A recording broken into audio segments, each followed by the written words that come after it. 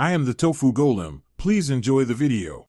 Start by opening your image and assessing color issues and goals for change.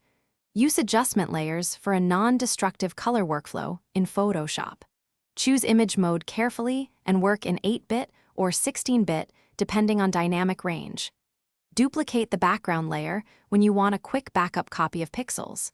Rename layers clearly so you can track edits later during complex revisions. Save an initial layered PSD before you make major adjustments or masking changes to ensure safety. For broad shifts, apply a hue/saturation adjustment and enable colorize when needed. Move the hue slider to shift entire tones by degrees and tweak saturation for intensity.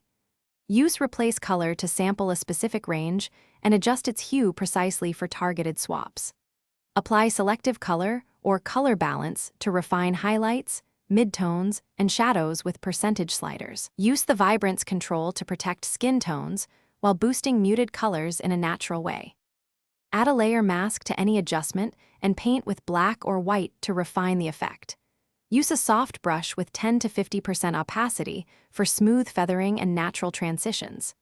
Experiment with blend modes like color or soft light to preserve luminance while changing hue.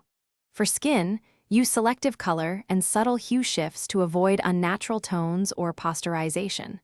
When finished, export a flattened JPG or PNG and retain the master PSD for future edits and color tweaks. Thanks for watching. Consider subscribing if we helped you today.